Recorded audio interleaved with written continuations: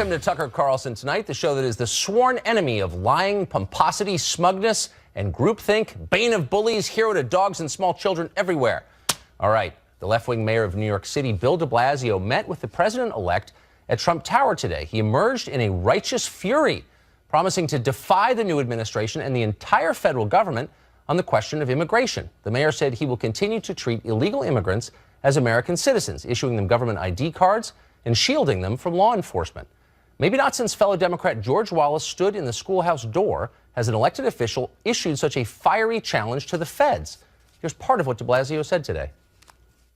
That proposal countered and flew in the face of all that was great about New York City, the ultimate city of immigrants. A place that has succeeded because it was open for everyone, a place built of generation after generation of immigrants. And I reiterated to him that this city and so many cities around the country will do all we can to protect our residents and to make sure that families are not torn apart. Well, joining us now is an ally of Mayor de Blasio. He is New York City Council member Rafael Salamanca, who represents the Bronx. It's great to see you, Mr. Salamanca. So there's something that evokes memories in this, and we saw this in the 1950s and 60s. States and municipalities defied federal law in a bunch of different places, in Little Rock, for example, in Alabama and Mississippi, and the Fed sent troops in, sent tanks in to enforce federal law. How is this different from that?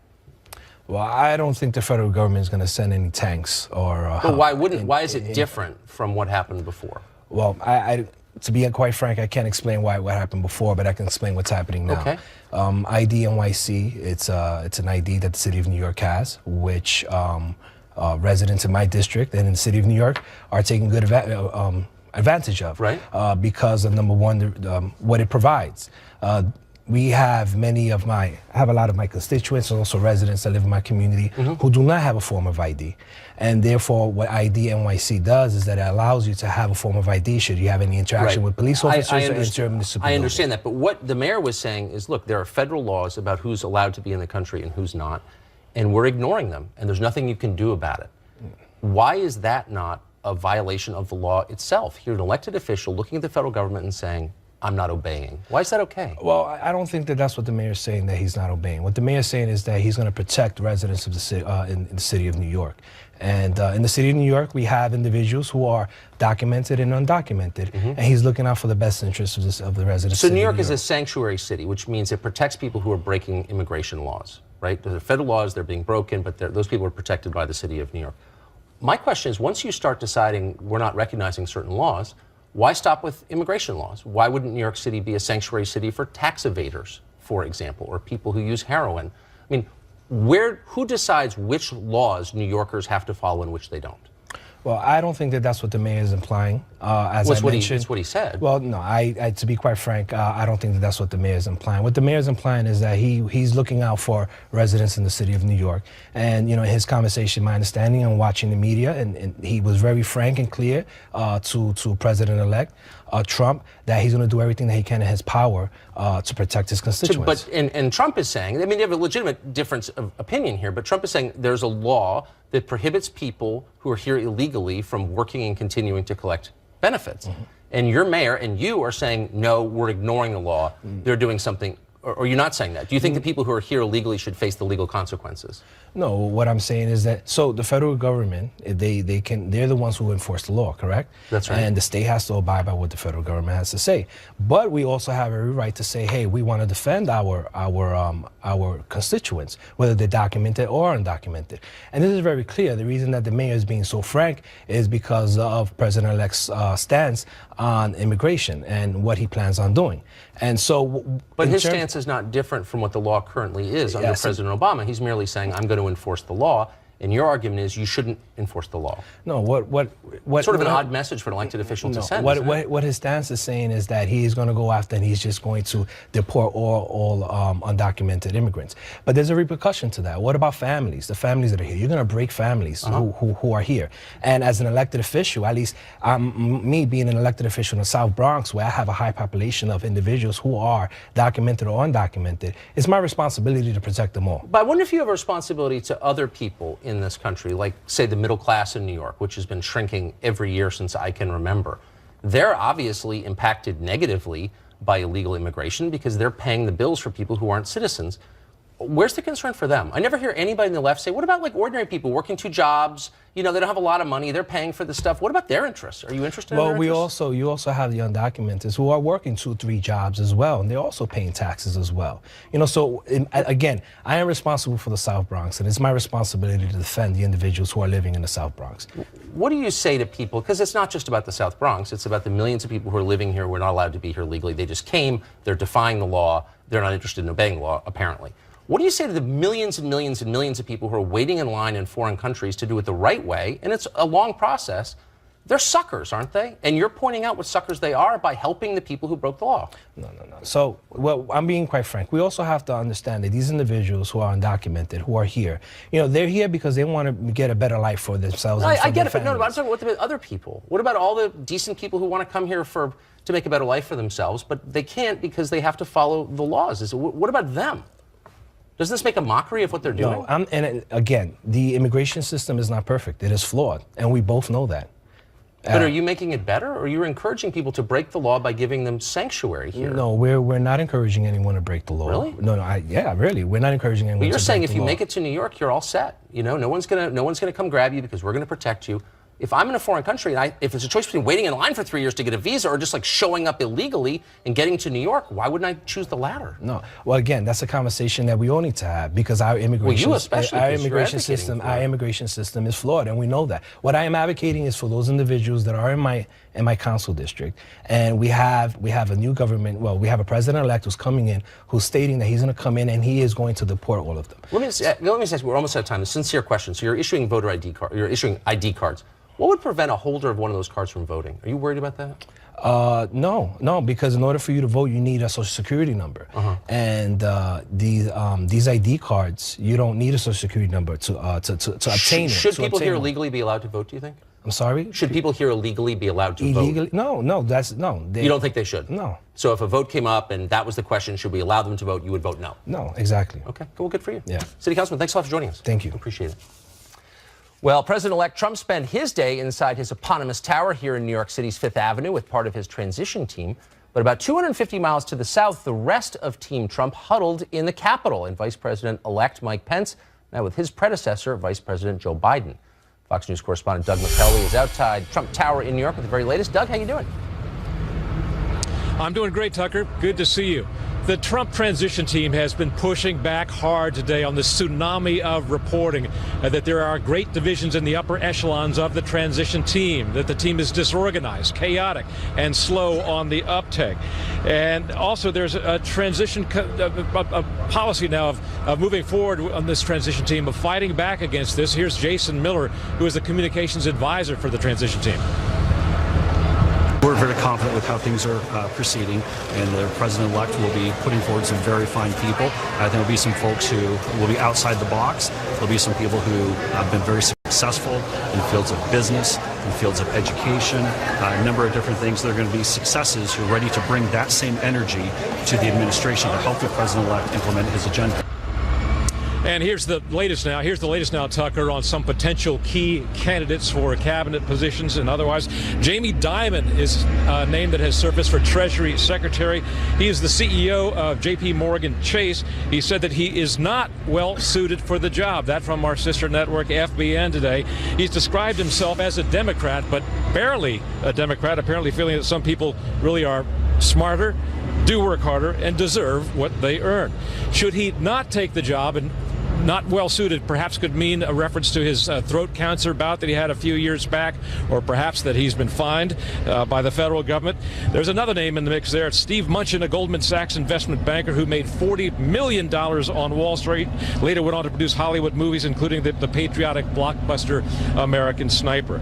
Now for National Security Advisor, a name which has surfaced is Lieutenant General Mike Flynn, former DIA chief. One thing that he faces an advantage here about is that there would be no confirmation for the NSA chief. He could escape Senate Democratic scrutiny then because of some of his social conservative views. Another name now which has surfaced for Secretary of Defense is Arkansas Senator Tom Cotton.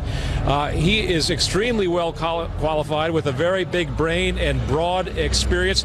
He was a Harvard Law School student who gave up practice of law to become a platoon leader in Iraq. Bottom line, though, for this transition team, they should be appreciating this kind of controversy and this kind of criticism because it's only going to get worse after Inauguration Day. Tucker? That's for sure. Doug McKelway, outside the gilded Trump Tower. Great to see you, Doug. Well, it's been 8 days since the election was held, and across the country, dazed college students are finally emerging from their safe zones into the glare of daylight with bullhorns and signs in their hands. At least 80 colleges are now staging anti-Trump protests or walkouts. One of them is at Rutgers, that's the State University of New Jersey. And joining us now, one of the protester organizers, Rutgers students, Alex Uematsu. Alex, it's great to see you tonight. So since you're in college and you're thinking of the big things, the big ideas here, you're upset that there are undocumented students, as you say, on your campus, and you don't think President-elect Trump is sympathetic enough to them. So let's sort of pull back a little bit. Who do you think has a right to come to this country? You apparently assume that these people have a right to be on your campus taking a state-subsidized education. Who has a right to come to the United States? I believe that everyone should be able to come to the United States. We are always and have been and are still a nation of immigrants. And so I believe that,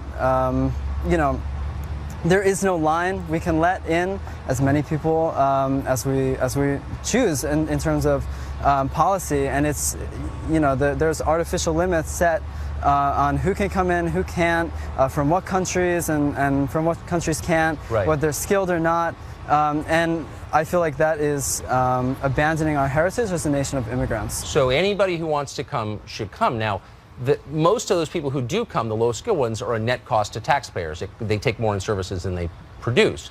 You know the supply and you know the basic economic laws. So you believe then that taxpayers have a moral obligation to subsidize anybody who wants to come here? I'm not sure where you're getting those figures from. I've heard different figures. Okay. I've heard studies that say that undocumented immigrants actually provide a net benefit to the economy. Okay. And a lot of these studies that claim that undocumented immigrants are a drain or taking money away from taxpayers or something like that are using kind of biased statistical well, you heard methods wrong, because like it's actually not even close between education and infrastructure and healthcare, food subsidies, housing subsidies. It's literally not even close. Mm-hmm. But the point is, do you consider the effect this has on the rest of the population? You say anybody around the world has a right to come here. You learned that in school and you believe it uncritically. Do you think that everyone else who lives in this country has a right to say, wait a second, we should be able to choose who comes here? So we shouldn't forget that we're talking about a president-elect right. that has pledged to deport 11 million people from this country. And so that's what I would like to keep the focus on, is the tremendous human rights violation that would entail. A deportation force rounding up people who are undocumented, people who have been here for their entire lives, almost. People, we had a person at our rally today who was brought here at 3 months old. And he's undocumented, but he's an American. He deserves to be here. I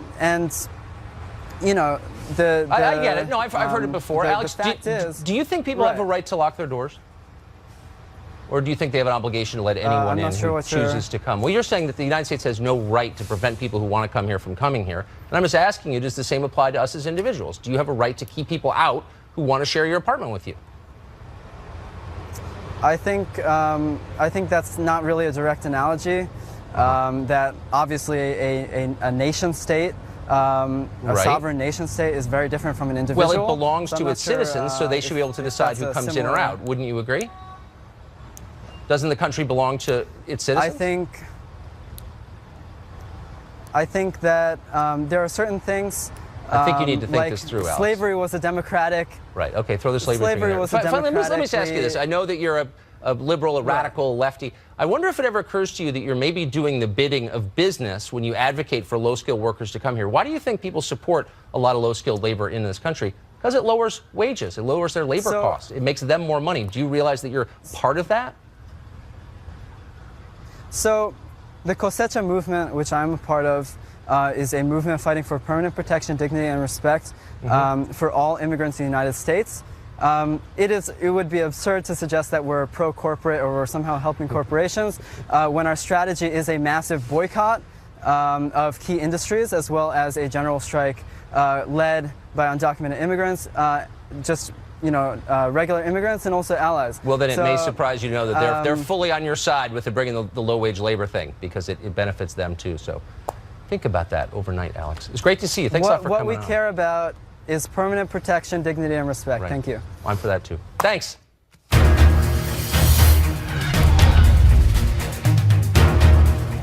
Well, it's time for tonight's Twitter storm. That is our nightly forecast of social media's most intense weather patterns. Just days after promising to give the newly elected president a fair shake, the New York Times published today an op-ed entitled "Bullying in the Age of Trump." It's an interesting and valid topic, and yet somehow the piece failed to mention bullying and violence against Trump supporters. And of course, there's been a lot of that. Kind of a big omission. Conservatives on Twitter agreed. They started this way. Robert tweeted, "New York Times, sorry, all we did was mindlessly bash Trump. It was crappy journalism." 1 week later, bullying in the age of Trump. Lesson not learned. This tweet came in: "Bullying in the age of Trump equals committing violence against Trump people over unfounded racism and fascism hysteria," and then claiming victimhood. A user called Republic of Trump wrote this: "My children and I were called racist and given the finger for wearing Trump gear, but love Trump's hate, right?" Probably not. General Selleck said, quote, "Bullying in the age of Trump is the media calling Trump supporters uneducated, racist, bigots, homophobes, and misogynists." And finally, Greg said, "Dare you walk around a campus with a Trump hat and see who the bullies are?" Yeah, try that. Don't try that at home, actually. Well, Donald Trump's feud with the New York Times does not seem to be abating any. Mr. Trump has accused that paper of biased reporting, and the Times has basically admitted as much. This morning, Mr. Trump took to the Twitters to continue the fight. This is his first one. "The failing New York Times story is so totally wrong on transition. It is going so smoothly. Also, I have spoken to many foreign leaders." He followed up with this: "I have received and taken calls from many foreign leaders despite what the failing New York Times said. Russia, UK, China, Saudi Arabia, Japan." And finally, he tweeted this: "Australia, New Zealand, and more. I'm always available to them. New York Times is just upset that they look like fools in their coverage of me." Hard to know exactly what he means, but perhaps you can decipher it at home. Mr. Trump's battle with the press appears to go both ways, by the way. Members of his traveling press pool are mad that last night he ditched them to go to dinner at 21 here in Manhattan. It's usually protocol for the traveling press to follow a president or president-elect wherever he goes. Times are definitely changing. Joining us now to chart that change, Steve Hilton, he's CEO of CrowdPack, and Shelby Holliday, senior video reporter for the Wall Street Journal. It's great to see you both. Great to be here. So there's so many levels in this, but this just seems like a harbinger of things to come, Shelby. The New York Times is mad because, he's not following convention, and he hits them by tweet. We're going to see a lot of this, aren't we? Yeah, I mean, all journalists were up in arms last night because he's breaking protocol. He's doing something president-elects normally don't do, which is tell the press they're not moving for the rest of the night and then going out. Yeah. So there was a lot of freak out last night. And, you can debate whether or not the press should have been following him. But yes, you're absolutely right. This is setting the tone for the next 4 years. I say, get your popcorn ready, because there are going to be a lot of fireworks between Trump and the media in the next 4 years. There is no doubt. I mean, he's a 70-year-old man who likes to drive his own narrative, yes. Craft his stories in the press. And we've seen over the past year, he doesn't love when the media gets onto a story that doesn't flatter him or that he doesn't want. I think that's right. And I kind of see both sides of this. But Steve, so the tradition is that the president-elect allows press pool to travel with him. The tradition is also that major American newspapers don't openly advocate for a presidential candidate in their news pages. Yeah. So everybody has kind of departed from established protocol, exactly right? I mean, look, I think that the press, particularly the New York Times, are making themselves look completely ridiculous in the last few days. Just think about the last few days. The end of last week, front page story lambasting Trump for including lobbyists in the transition team. A few days later, Pence comes in, dumps the lobbyists, and now the story is chaos and turmoil for doing exactly what they wanted him to do. Well, exactly. And what's really going on here, I think, is that we're seeing this, it's a long-standing love affair with Obama that the press has had, and it's based on this notion that they don't really care. And I think what we're seeing here is that the press don't really care about policy or the real world consequences definitely of don't care about policy. policy. What they care about are words and tone and how it all comes over. And of course, they've always loved Obama because he talks like an anthropology professor and comes over as convincing. And they hate Trump because he talks like a normal person, which of course in their eyes makes him sound stupid. Right, he's the inarticulate still. I mean, they're all liberal arts majors is kind of it. But I mean, if they're ditching the press pool at this period before the inauguration, will there be a briefing every day, do you think? What else are we going to change? Trump has run a very unconventional campaign. He didn't release his taxes. He broke protocol with all kinds of things. I think, first of all, that gives him the confidence to break other protocol. Why not? Sure. He got away with it. But secondly, he is not, I think he's trying to get used to, or maybe starting to realize that he's going to have a reporter attached to his hip for the next 4 years, and that's uncomfortable for anyone. I also think his staff has to get used to the idea of informing the press about his movements and everywhere he goes to dinner and everything he's doing throughout the day. So his staff did respond to this too and say we're establishing a structure, a pool infrastructure. But I wonder why. I mean, I'm for the press being with the president at all times because I want to know more, and I'm in the press. On the other hand, they've so discredited themselves that if you're Trump, why don't you say, I don't care what they did in past years. Well, his reaction, I work for the Wall Street Journal, and I'm very proud of the fact that we are a watchdog. The media serves as a watchdog role. We broke really important stories this year about Obama's cash payments to Iran, about the Clinton Foundation investigation, about Trump himself. So the media plays a really important role. But to your point, they have to play the news reporters have to play a neutral role. I think the Wall Street Journal is a watchdog, but the Washington Post is an attack dog on behalf of the Democratic Party. I mean, why would you play along with that? I just think this whole guy, look, they're supposed to be a watchdog on serious things that matter and affect people's lives. Where he goes to dinner, I mean, frankly, who cares? I think that the point is that they've got to focus on the things that really affect people. And there's all these conventions that really make no sense and are part of the kind of pompous self-image of the media. And actually, the serious stuff that they should be doing, they've fallen down. Well, so how about this? Is a perfect example, Shelby. So we've lowered interest rates to their lowest rate ever in 5,000 years. We've never had interest rates this low. That has massive effects on people, like people who save or thought it was a good idea to save. They're screwed. I've never read that story on page 1 of the New York Times. That's like a huge deal. They just don't cover that. Instead, it's like, how will Trump affect restaurant culture in Washington? Well, everyone's been obsessed with Trump for the past year. I hate to, slam other publications. No, but they're very shallow. No, you can say that. I'm not going to say it. It. But I will say, the existence of the president, his health, his whereabouts, that can move markets. That can influence foreign policy. Yes, that's real. I agree. That's a huge, awesome job that they have. And the traveling press is really important. I don't think that the freak out last night was for nothing. It's for the American people. People want to know where Trump is at all times. So we're almost at time to see if you've watched this from the beginning. What changes do you think Trump will make in the way he deals I hope with he makes a lot of changes because, again, there's a real hypocrisy here. For years, we've been told by people in the media and elsewhere that people are sick of politicians. People in the media. That people are sick of politicians who just do talking points and spin. And we want people who are more human and more natural and more normal. And here's a candidate and now a president-elect who is just like that. And, of course, they freak out. Yeah. I mean, the whole thing is so absurd. We don't really want what we say we want. Paging Dr. Freud. I'm starting to believe that. It's great to see you both. Great to be here. Thank you. Good to be here. Congrats on the show. Well, thanks very much. A blanket pardon would get Mrs. Clinton off the hook if she winds up facing any charges or jail time. But, of course, she denies she's done anything wrong. So to see one of her presumed allies out there saying, pardon her, might be a mixed blessing. Okay.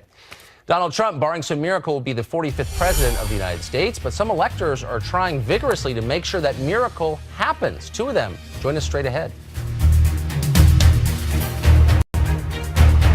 So what's next? That's a question we plan to answer regularly on a variety of topics, but tonight it means what's next when the Electoral College officially votes for president. That happens December 19th, and that's the day on which the deal is sealed. And yet some electors believe it is possible to hand the presidency over to someone other than Donald Trump. Could this actually happen? Should it happen? Joining us now, 2 of those electors who are pushing for this, Brett Tufalo from Washington State and Michael Baca from Colorado. Gentlemen, thanks a lot for joining us. This is the kind of topic that just infuriates people watching the show. And I just want to say on the outset, I think you both are sincere. I'm not here to attack you at all. I really want to know kind of how you're thinking about this. But I got to say, Brett, to you first, we've had a lot of elections. We had a national election and then 50 primaries and caucuses, and people already told us their preference, and you're trying to undo that. So why wouldn't they be mad at you for trying that? Well, they absolutely have had their vote. But as the Constitution was set up by our founding fathers, it designed this system where the population of the United States votes for electors and the electors vote for the presidency. Right. The founding fathers, including Alexander Hamilton, really saw it as the last line of defense against an unfit president.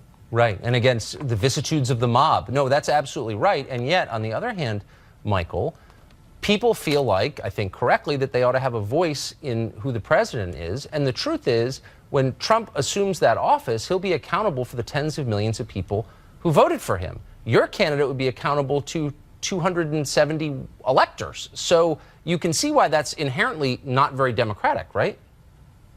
Well, absolutely. And I want to say that, the next president needs to have the values that I believe represent Americans.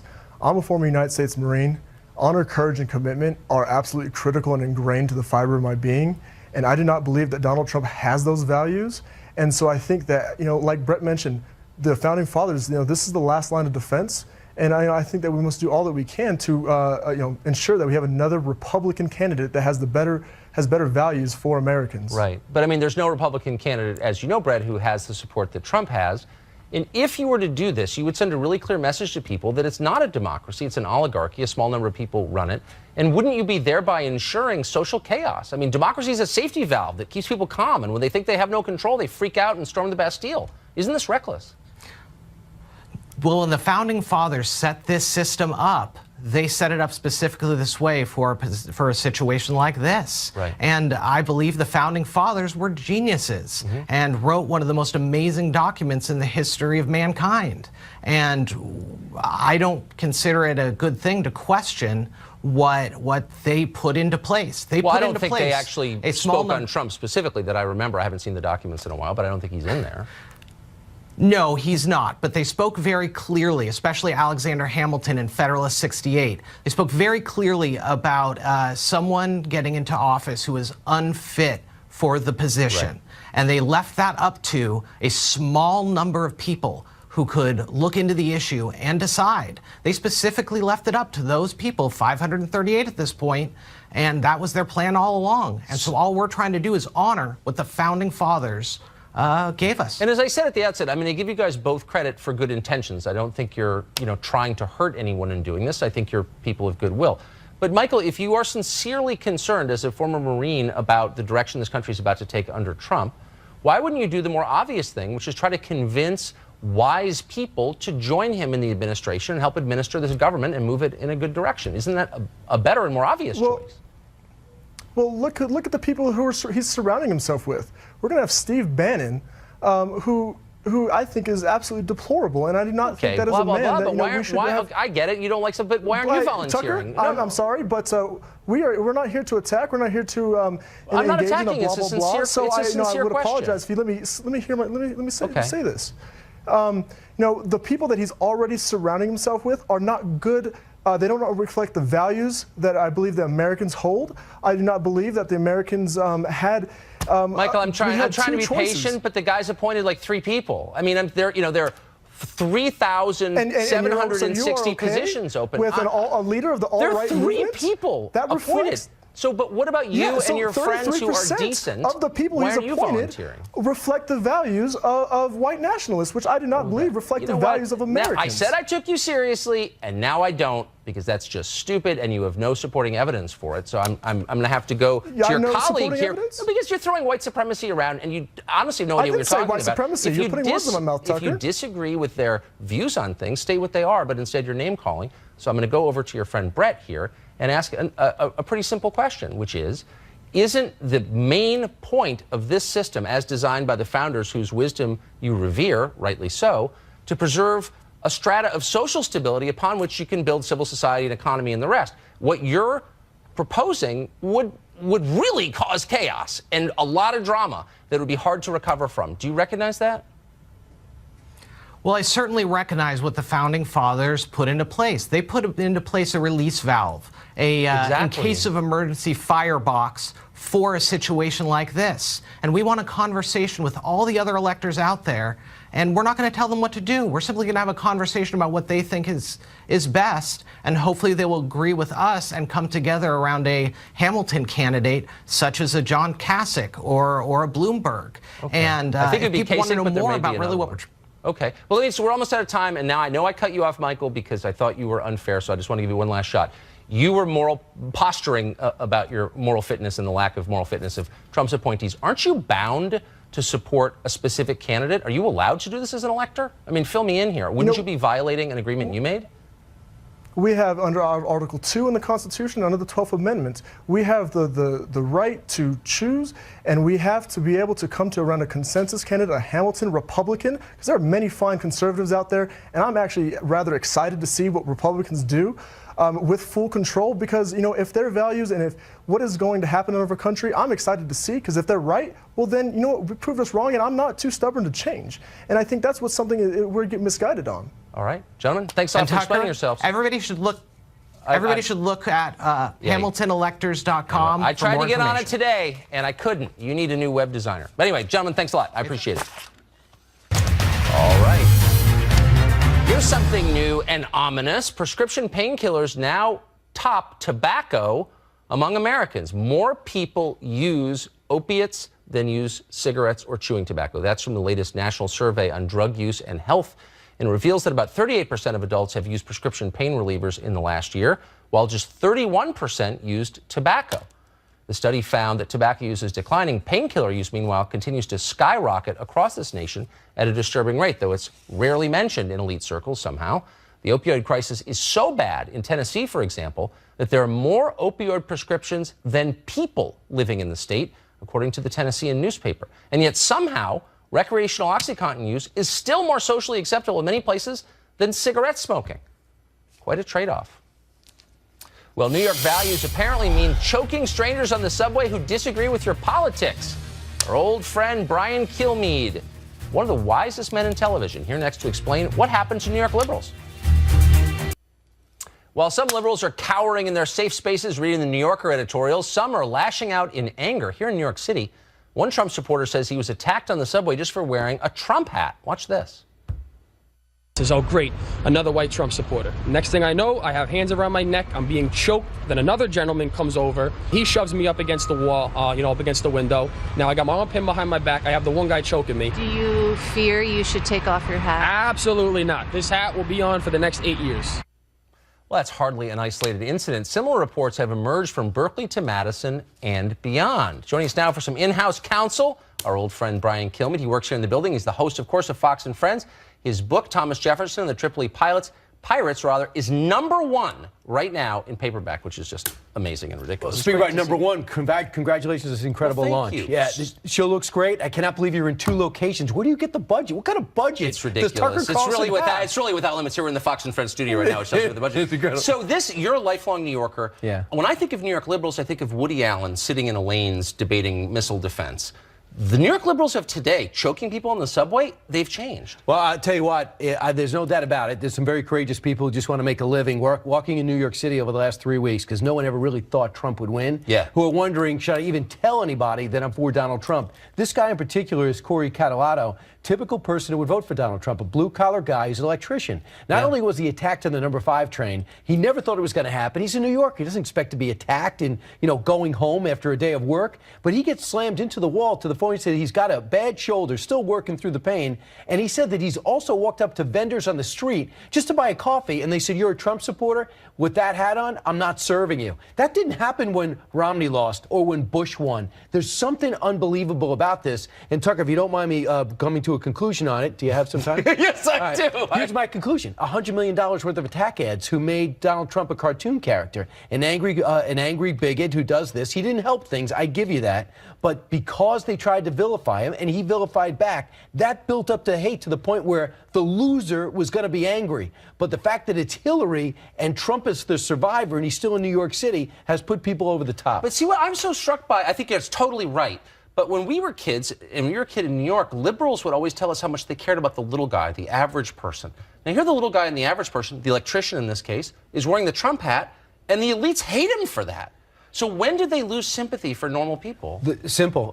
The Republicans went and took it. And I remember Rick Santorum rolled out a book, and he said about 3 years ago, and he said Republicans used to be the blue collar, for the blue collar guy as well, and they lost it. They left it. And because Donald Trump grabbed it as a billionaire, which is which is bizarre. Yeah. As a billionaire, he related to it. He walked away with Pennsylvania. He walked away with Ohio. He walked away with Wisconsin. He walked away with Michigan. Now he's got to go do something for those people. But in the meantime, the people that thought they won and controlled America find themselves right now in the loser's corner, and they're not taking it too well. And that's why Corey paid the price. That's why this 11th grader in California at Woodside High School paid the price. She got beat up because she posted on her Instagram, "I hope Donald Trump wins." On Wednesday, she gets beat up in the playground. That didn't happen when McCain lost. The people who thought they ran America wound up in the loser's corner. I'm going to quote you on that. Now, let me just say quickly, you were honestly, and it's not flattery, one of the only people in New York City I knew who called this. I saw you on election night, and you'd bet money on it, I think. You knew when others didn't. Why did you know when no one else did? Well, all I said is this. I'm not an expert or pollster, but if all these states are within the margin of error, why wouldn't you go with the person with momentum? The pollsters are telling you we're within the margin of we don't know. Yes. So why can't Trump do it? And no one could say, well, they just said you can't win 9 of those I don't know states. In the end, he won 9 of those I don't know states because he surged at the end. And then we find out later he did have a sophisticated ground game and a great digital guy. And he was actually much more sophisticated than we actually knew. Now let's see if he can do the hard part, running the country for 4 years. That's exactly right. How do you do with the sports book? What do you mean? I mean, gambling. When you gamble on sports, how do you do? The addiction's over, and I think I've effectively beaten it through a series of classes, and I got to meet a lot of people. No addiction, but I did. John Finley, an esteemed executive here, owes me a lunch, and I've chosen Del Frisco's, which I can usually not even put a down payment on a steak. So this is going to be a great lunch for me. Get the surf and turf. He's rich. Number 1 on the paperback list. Brian, it's great to see you. Congratulations, Tucker. You so deserve it. Thank you. And feel free to use the couch in the back where Fox and Friends normally is. You got to clean it. Coming up next, cooking. Coming up next, actually, Ainsley Earhart. Speaking of Fox and Friends. One of my favorite people in the world. I thought I was. Trust me, you do not want to miss her or her new book. Stay tuned.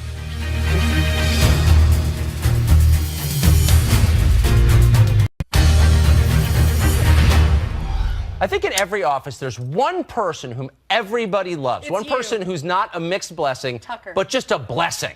And here at Fox, that person is Ainsley Hart. You can ask any producer, any anchor, you can ask any makeup artist or lighting guy or cameraman. She's the best. Her book, new one, Take Heart, My Child, A Mother's Dream, is number 1 right now on all books on Amazon and obviously number 1 on children's books. And she joins us live. That's just amazing. Tell me how did that happen? Okay, so I went How'd you do that? I called my agent and I said, I really feel like I'm supposed to be writing this children's book.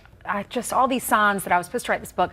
I wrote a book about my dog, and I read it to the agents, and my agents, and they were like, "We really like that. Let's pitch it to some of the publishers."